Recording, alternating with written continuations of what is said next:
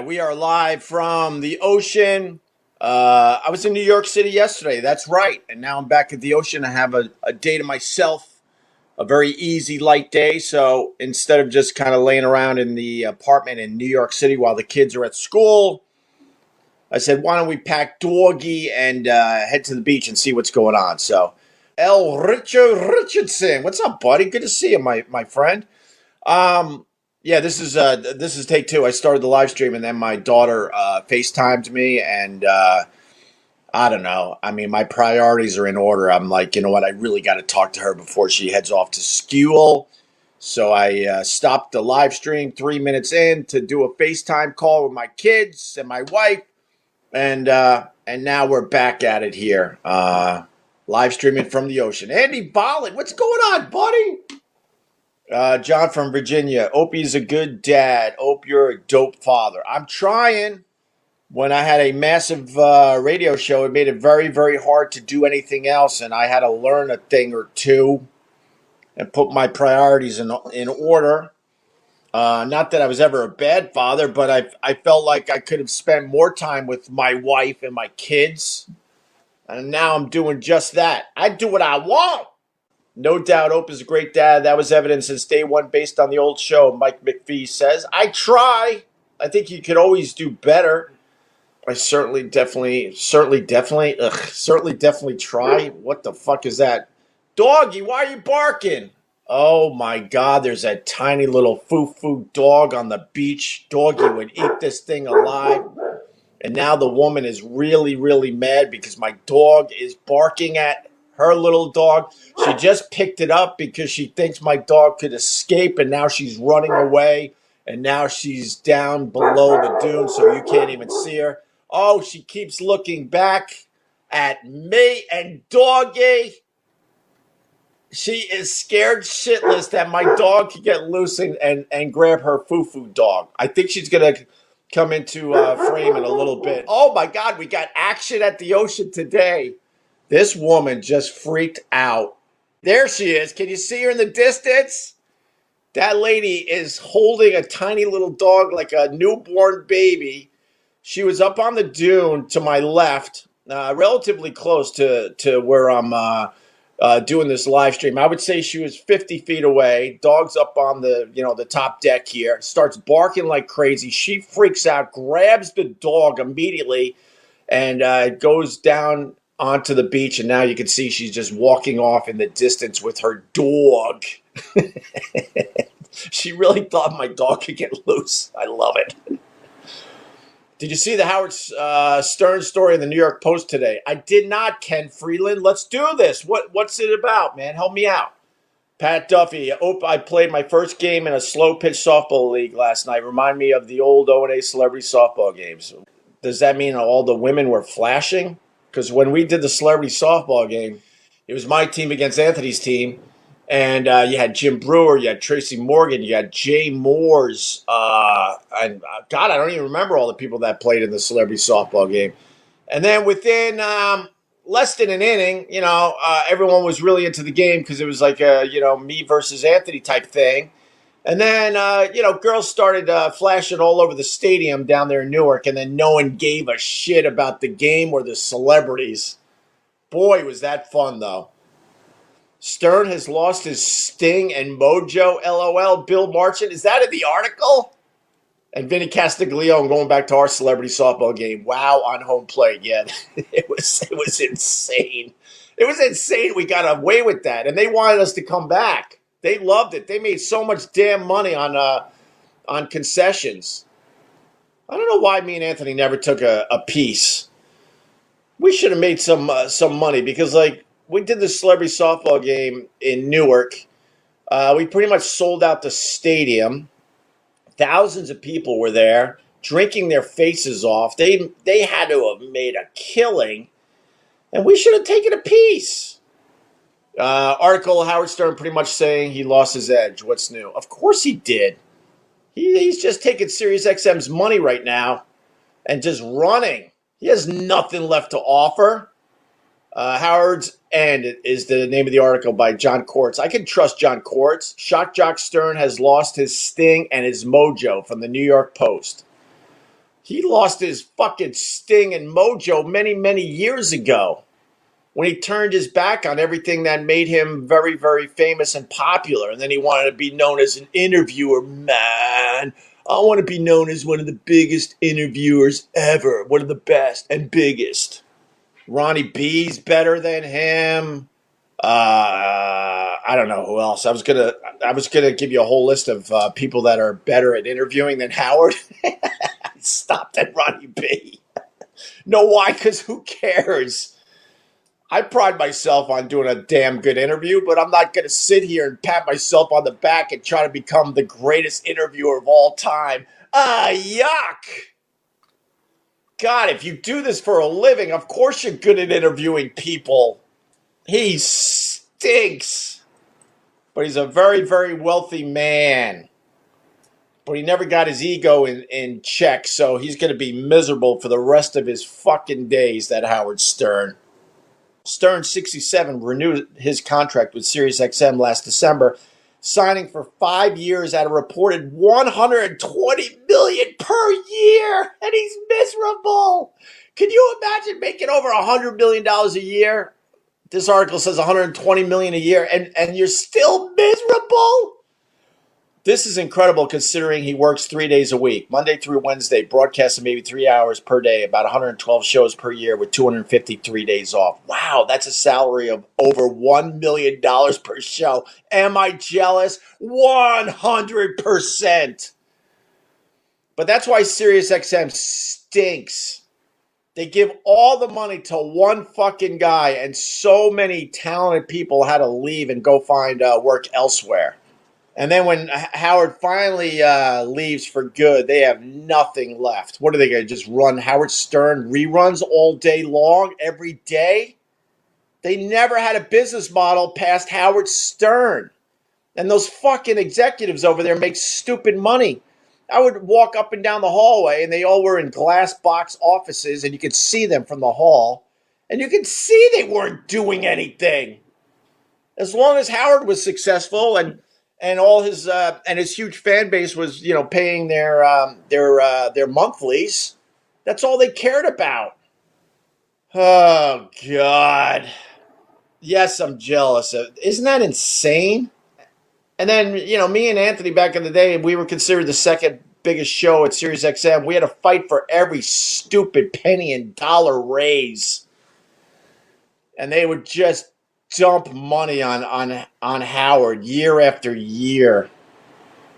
Look, it worked for him, you know what I mean? But it's too bad because when I first signed with XM, it was incredibly exciting. There was so many creative minds working on satellite radio. They all knew it was just different and fun, and anything pretty much goes. And then that stupid fucking merger wrecked everything. But then again, Mel Karmazin, this is a little too inside for people, but Mel Karmazin had to make that merger happen because satellite radio was failing, and the only way to succeed was to bring the two companies together. And then there was a power struggle when the two companies came together. It was Sirius versus XM, and Sirius won because they had the bigger show with Howard Stern, and they wiped out all these executives that were really, really creative. And they were left with executives that had no business doing anything in radio management. They were all failed executives and failed radio show hosts. As long as they had Howard, though, that's all that mattered. Those executives will retire with a lot of fucking money. And then that satellite radio will absolutely go bye-bye. NB Mike 65. Howard joined satellite radio to revolutionize the industry, but once he started kissing Rosie O'Donnell's ass after years of hating on her, the Howard the world knew was gone. I couldn't agree with you more. Look, I've gone through a lot of changes in my life and my career, but if you don't acknowledge those changes and make believe you were never that other guy, your audience is gonna fucking eat you alive. He needed to explain some of the changes he went through in his life, and he never did that. And that's why a lot of his fan base turned their backs on him. There's nothing wrong with changing. I think if you live a long enough life, you're going to go through some some pretty dramatic changes, but you got to acknowledge your past and you got to explain, especially if you're in the public eye. Like, for example, man, I'm not the same guy when I was working with the Opie and Anthony show, but I don't have any regrets. Maybe a couple if I sat down and really thought about it, but overall, I don't have any regrets. That was me. But Howard made believe that he never was that shock jock, guy that lived in the gutter and lived in a basement, basically. And then he had all his people re-editing his old material to make believe it never even fucking happened. Oh, my God. The emergence of great podcasts definitely killed Howard. Brett Latchman. I'm so bad at last names.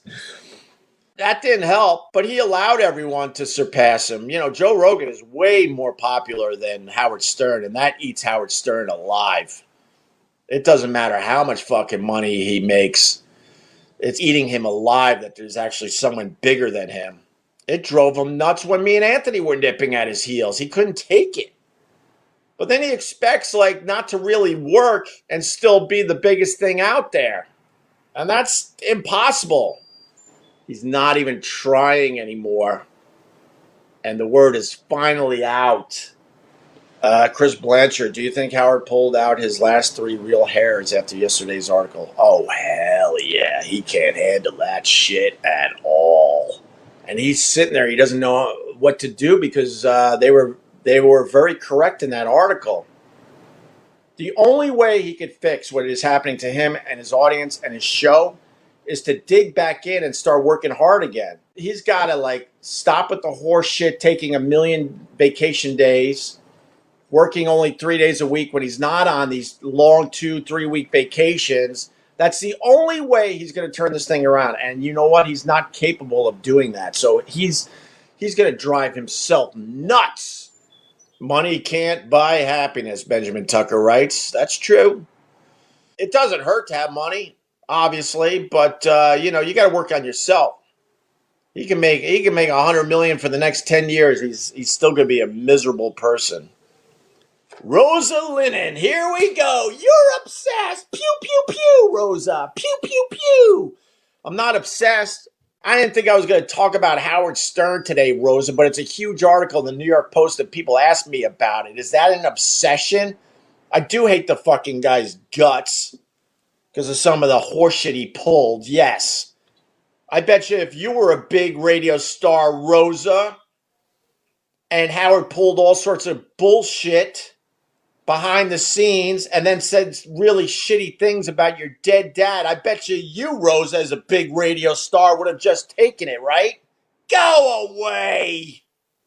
Look at Kit saying you're 1,000% authentic. I try to be. Did you ever watch the Drunken Peasants podcast, or are you not into podcasts at all? I don't really check out many podcasts. And then every once in a while, people will write me and go, "Hey, this podcast was talking about you or whatever." And I'm like, "Yeah, all right, whatever." I don't click on any of them. I click on Bill Burr's every once in a while. I click on the Bodega Boys, and we've gone over this. I click on Oprah's Super Soul Sunday. Sometimes some Bert Kreischer action. Definitely check on Chris DiStefano from time to time. But mostly I avoid all podcasts. Most comedian podcasts are awful, Pat Duffy says. I couldn't agree more with Pat Duffy. That's why I tapped out. There was a time I was checking out the podcasts of a lot of the guys, especially that used to do the Opie and Anthony show. They stink. They're not authentic at all. It's a bunch of very insecure people trying to have the biggest laugh. That's all they give a fuck about, is trying to have the biggest laugh. The conversations are very fucking dull. Most of them talk about the comedy business. No one gives a shit. And then there's this owner in Oklahoma. Oh, I know him. He rips off the comics, that guy. Yeah, and you got to pay for your own chicken. Oh, my God. Yeah, that's hilarious. Oh, my God, who gives a fuck? How is it that you're a comedian, right? You're on the road like who knows over 150 days a year, and you have nothing to fucking talk about outside the fact that you're on a stage. How about you gather material by walking around the town or the city you're in and talk about that shit on your podcast? There you go. Free fucking advice for you and your dumb podcast. But instead, it's these comics talking to other comics, and they all just want to be the funniest possible person on the podcast. And there's no real conversation going on. And then they all laugh at each other because that's what you do if you're a comic. You got to just keep laughing. You got to keep laughing at each other. Just laugh. I don't even know what I'm laughing at. But just keep laughing. That's what we do. We just laugh at each other. Oh, my God. Oh, it's exhausting. So I had to tap out. Everyone wants to be Patrice, Eton Burke. Most comedians are very, very jealous people. They make believe they support each other, but they're very, very jealous of each other's success. And they all want to be Patrice, but they're not brave enough to do what Patrice did, which wasn't doing the norm, which was doing it on his own terms. That's a very, very scary road to walk. Some podcast is trashing me. Why? I don't really fucking give a fuck. There's plenty of people that are trashing me and talking about me on their dumb podcasts just to try to get a few clicks. I would bet it's a bit of jealousy, to be honest with you, if you didn't want to know the answer. Bad Friends Podcast with Bobby Lee and Andrew Santino. There you go. Bobby Lee, I checked out his podcast too. I mean, it's not fair to lump all the comedians into that horrible comedy podcast genre because there are people that are doing it different.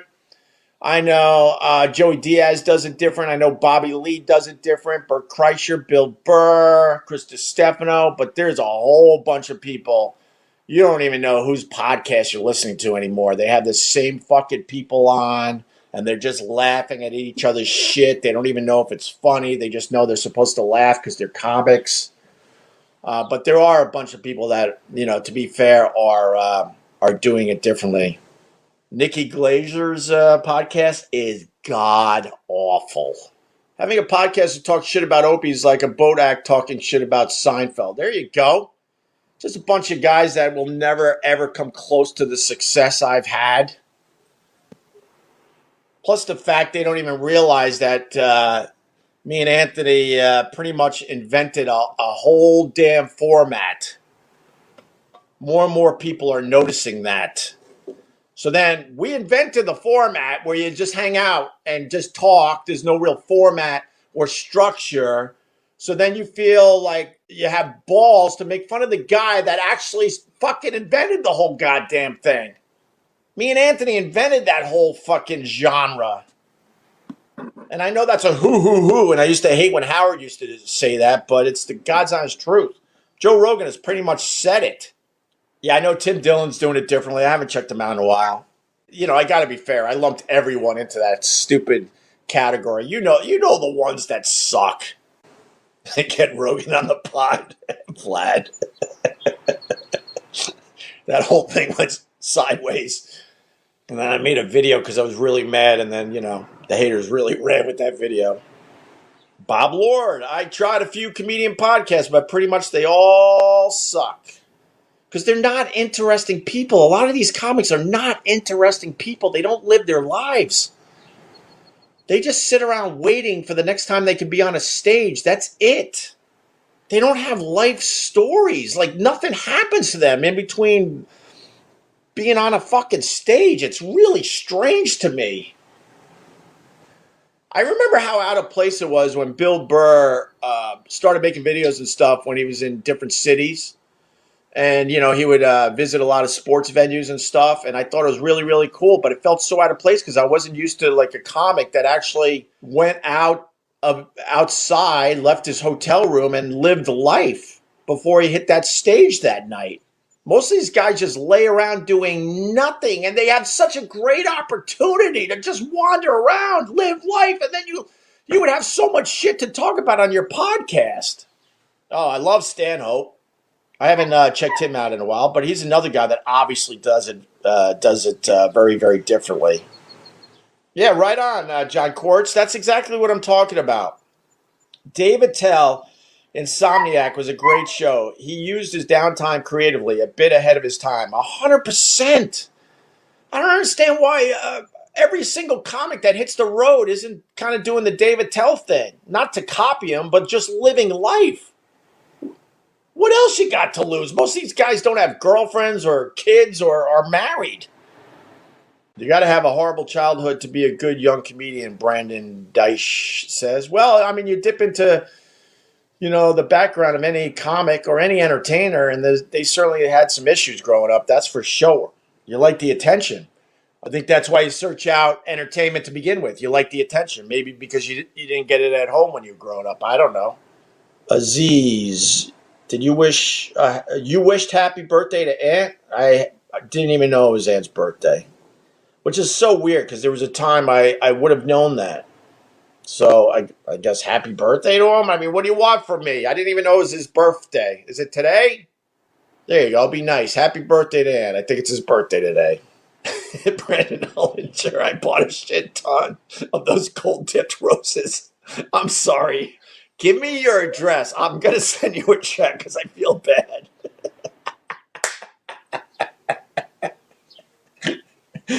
Oh my God. I think I'm going to do a fundraiser soon on my live stream. I'm going to raise a shitload of money from the people that really have a lot of money. And I'm going to start a fund to pay back all the people that bought a gold-dipped rose.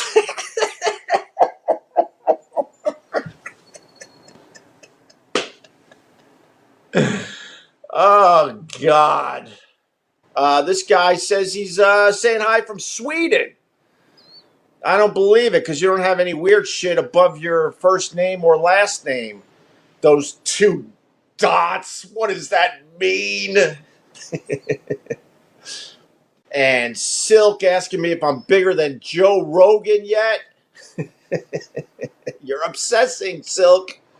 You're absolutely obsessing there, my brother.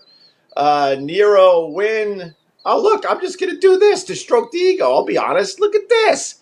Opie fucking rules. I love it. Look at Rachel. There you go. We saw the gray sweatpants picture. We all know he's bigger than Rogan. I guarantee I got a bigger piece than Joe Rogan. So that's at least a start, right? Oh, now you're barking. What do you need now? What? What do you need? It's never enough. You remind me of a couple people. Go! Why are you staring at me? Jesus. I think the dog is a little depressed. I think he needs to get on a Xanax or something. I don't know. Do they do that for the dogs? For depression? Graham Crawford the Fourth. My dog is that way. Pretty much follows me everywhere. However, I think it's because I'm the one that feeds her and not because she likes me. I'm 100% with you. 100% with you. Because at first you're like, oh man, the dog is really taking an attachment to me. And then you realize, oh, that's right. I walk him the majority of the time. So he knows if he stays close to me, he will shit properly. And I also feed him the majority of the time. Oh, okay. October just gave me another $9.99. He writes, Rogan says he started the podcast after enjoying his time on O&A. Everyone else started podcasts because of Joe Rogan. So really, everyone started podcasts because of O&A. Trendsetter GH. Well, you got to give Anthony the credit there as well, right? But that is the truth. That absolutely is the truth. Here's the comment. If you want to check it out yourself, there you go. I love popping the comments on the screen. It's funny because when I went to the dog park in New York City and I was talking to a few dog owners, you talk about your dog. They all want to know what kind of dog I got. Officially, it's a golden doodle, but they're telling me it's not a golden doodle. It's not a golden doodle. It's a sheepadoodle. And I'm like, it's not a sheepadoodle. It's a golden doodle. And what kind of doodle do you have? Because every person in New York City has some kind of doodle because it's fashionable and trendy. But we got a doodle because at least myself and I think my son, possibly my daughter, and possibly my wife We're all allergic to dog hair. So we had no choice. We weren't being trendsetters by getting a doodle. We just didn't want to sneeze our faces off. But they're telling me what kind of doodle I have. I'm like, I'm telling you, I bought the dog. I know what kind of dog we got. And then you get in these arguments, and I'm like, whatever. And then you move on to somebody else, and then I'm talking to this lady, and she goes, "Let me guess, you got the dog for your kid, and now it's yours." I'm like, "Yes, you're 100% right." And then she goes, "There's a website or a Facebook group dedicated to all the dads out there that bought dogs for their children, and now the dog is theirs." And I'm like, "Well, give me the link, because I should join that group, because it is the truth." Keith Morose, it looks like. Morning Hope, started re-listening to the podcast from episode 1 again. I forgot how great your chemistry with Carl was. Oh my God, why? I mean, that makes me happy, but also makes me incredibly fucking sad. When he died, I just threw my hands up in the air and I said, "Now what?" And then I found you good people, or I probably would have faded away with the sun. Because I was like, I finally figured it out. Why is your voice like that? I finally figured it out, and I was having a good time. And then then Carl dies, and then 5-6 months later Vic dies, and then I'm like, oh really? Okay, this life thing is a lot of fun at times. Pat Duffy, how could a dog be depressed? Even on their worst day, they have a better life than most people. Yeah, man, they don't have any worries. And they truly just live in the moment. They're their true selves. They're not acting out a part. A dog is just a dog. This is all my dog wants. As soon as I get up, he pops up. He wants water right away. He wants me to let him out so he can take a leak. He comes back. He wants his food immediately. Then he wants to take a nap. And then he wants to go for a longer walk to take a poo. Then he wants to come back and have a nap, maybe one of these treats. And then finally, he wants me to throw a ball around with him late in the afternoon. And that is his day after day. And if I do something a little differently, he's very, very confused. Wuhan bat soup. I thought Tom Green started the first podcast. Well, there's you got to go with the first podcast. You got to go with Adam Curry's way up there. I believe he actually invented the technology for the podcast or something like that. Then you got to go with Mark Maron, that paved the way for a lot of comedians. Joe Rogan took it to another level, and I really believe Joe Rogan took it to another level by, being influenced by the Opie and Anthony show. And I really believe that a lot of the podcasts you now hear out there are based on the old Opie and Anthony show. And I will stick to that, my friend. Because when podcasting first started, you had to have some kind of crime mystery podcast. And then people were like, oh my God, I don't have a story to tell. I'm just gonna do a podcast like I'm doing a radio show. Thus then why it's based a lot on the Opie and Anthony show. Of course it is. Charles Copeland. Yes, but Joe Rogan popularized them. That's what I said. He took it to the next level. After Joe Rogan, then everyone started a podcast trying to sound like Joe Rogan. And then they're frustrated that they don't get the numbers like Joe Rogan. You got to try to be an original, not a follower. Although I think what Joe Rogan said about the younger people, the younger healthy people, not getting vaccinated, he thinks that's a good thing. I think that's a terrible idea. And the problem with all of us is that we listen to like celebrities and politicians and our favorite cable news channel, and we don't listen to the scientists and the doctors. Just about every doctor would tell you that what Rogan said yesterday or the day before is really, really stupid and uneducated and dumb. The more people that get vaccinated, this thing goes away. Vincent Scaramuzzo, Rogan mentions O&A about every 10 episodes to this day, constantly pays respect. I respect that.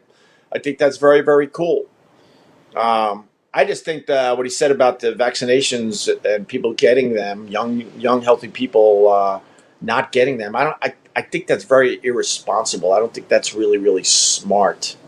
And it comes from a guy that's really paranoid about the coronavirus because it's a known fact if you go on Joe Rogan, you get tested before you go into that studio. He wants to make sure that everyone that is on his podcast does not have the coronavirus. And then he goes on and sometimes acts like it's no big deal. Those two things don't really match up, don't you think? Andrea Butera, you were on the other day, and I never asked you how to pronounce your name properly because I see you all the time. You support my stuff. She writes, Vincent Scaramuzzo, yep, I helped take care of my grandmother. Protecting myself is protecting her. That's exactly right. If you give a crap about the older people in your life, and you give a crap about the people in your life that maybe are a bit on the chubby side and unhealthy, then that's why you get vaccinated if you're a healthy person. Brian Bernard, I'm really not that worried about the virus, but I wouldn't get on an elevator with people not wearing masks. Yes. The elevators in our building are opening up. It used to be like one family per elevator ride, and the line would be, pretty long in the lobby. And that's why I would just go into the smelly service elevator. The rest of the people in this building wouldn't be caught dead in the smelly service elevator. But as they wait on their dumb line to go up to their apartment proper. But now the thing is like the doors open up as I'm going down to the lobby. And they basically ask, they're like, do you mind? I got my 2 shots. And I'm like, all right, come in here, you knucklehead. And then we talk about having the second shot and how it gives us another layer of security. I've had the same conversation like 20 fucking times. Oh my God. This guy is calling me out and saying, this guy's mad. Ogre, Opie, who are the scientists? Name one.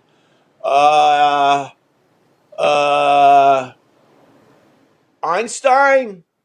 What's some of those other scientists we got? Tesla? I think.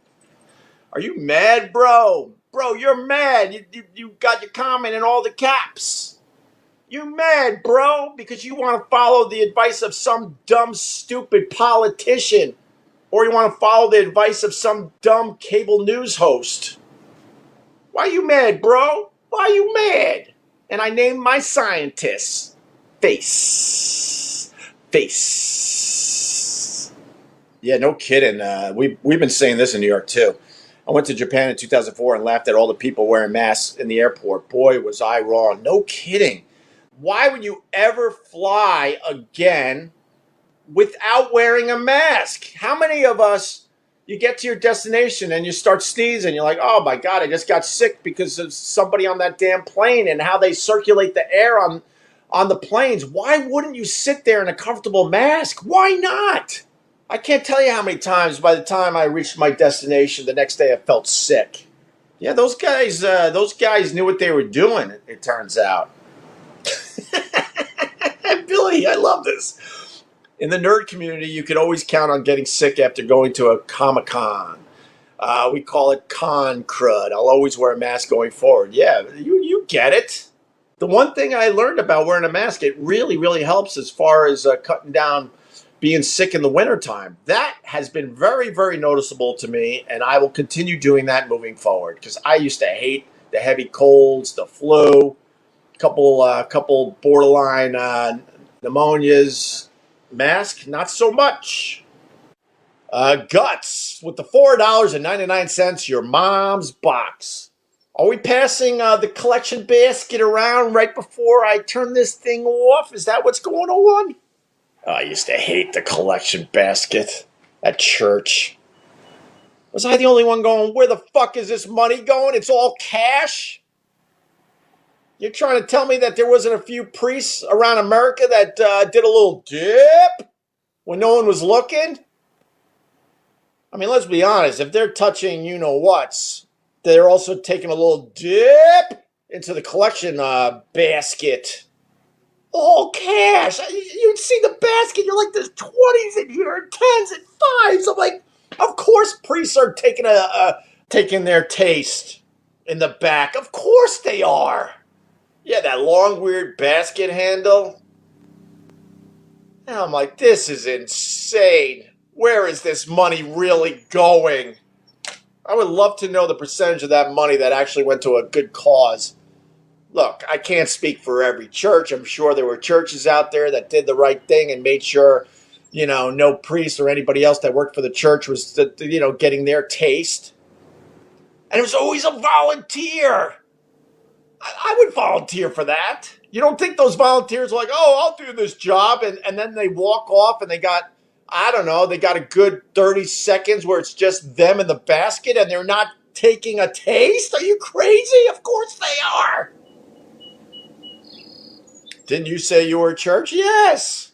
Back in the day, my dad figured out a way where he didn't have to pay taxes anymore. I think I'm safe to say this. It scares the shit out of me to this day, but I was just a kid. So he created his own church to save on taxes because we had 7, 8, 9 kids. And we were pretty much suffocating as a family. We had no money. And so, he was like an entrepreneur, and there were always ideas coming around. And it turned out at the time it was legal. He actually didn't do anything illegal. Jay Cummings with, this is one of your best live streams. Well, maybe I should wake up, drink a shitload of coffee after driving late at night, sleeping 5.5 hours, and not having breakfast. I think that's what I got to do every morning now. What made up the congregation? You and your siblings, Benjamin Tucker asked. Yes. I don't know if people really fully understand how poor we were growing up. That's why, to me, money's awesome, but I'm used to having no money. So, I think I'm heading in the direction where I probably won't have a lot of money. I already know how to live that way. I'll be all right. But yes, we had to walk around with tax-exempt forms. And if we didn't use them when we were just buying our stuff when we were little kids, we would get in trouble when we came home. My dad was obsessed with not paying any taxes. He was so mad, and I don't blame him. You know that taxes went up in New York again, and they're wondering why everyone is just leaving New York City.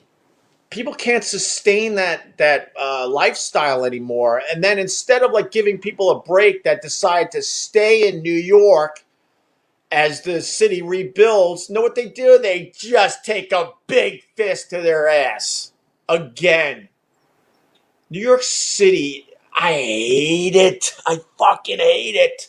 I think I want to just stay there so I can rant about New York City on a regular basis. It's unbelievable what they do to you. All these people said F New York City when the pandemic hit, right? They moved to Florida and to the suburbs and all that. So then you had these people that were trying to hang in there and do the right thing and stay in New York City. And what do? They raise your taxes again. And then they have the nerve to say, it's the greatest city on earth. Go F yourself. You got to be kidding me. Sell everything and move to Austin. I'd move to Austin in a second, Todd. I only went once. I was there for 3 days, 4 days maybe. I fell in love with that place. But we discussed that. Most of us don't move because we're kind of, not. I don't want to use the word stuck, but in a way I guess we are. We're stuck with, family and close friends. And you don't want to say goodbye to all that. Because, if we all look at our living situation, we all think about other places we'd like to move to, but I think it's family that keeps us in place.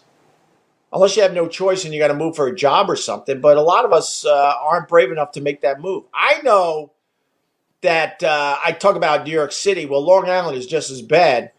The standard of living on Long Island and the amount of taxes Long Islanders pay, it knocked out a whole bunch of my family members. Not my brothers and sisters, but I'm talking uncles and cousins. They just couldn't do it anymore. They had no choice and they left. And then they report back. I got some in Florida. I got some in North Carolina. They talk about how amazing it is and how much further their money goes. And then Long Island, just more. New York City, more.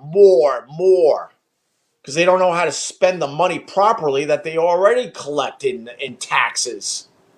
Vinny says mic drop. That's how we end. Mic drop. Let's go, doggy. You need to shit. Ooh, boo, boo, boo, boo, boo, boo. Opie Radio. Boo, boo, boo, boo, boo, boo, boo. Boom, boom, boom, boom. Boo, boo, boo, boo, boo, boo. Boo, boo, boo, boo, boo, boo, boo, boo, boo, boo. To remind pet owners that Progressive covers pets on our auto policy at no extra charge, we decided to make a really cute pet-themed radio commercial. Can you hear that, puppy? If you could see this, you would melt. I mean, just the softest fur. Oh, wait, he's trying to open this box now, and... Oh, the box is filled with kittens! If only there was some way you could see this! What a glaring oversight. Get coverage for your pets with an auto policy from Progressive. Progressive Casualty Insurance Company and affiliates. Coverage for cats and dogs included with the purchase of collision coverage and is subject to policy terms.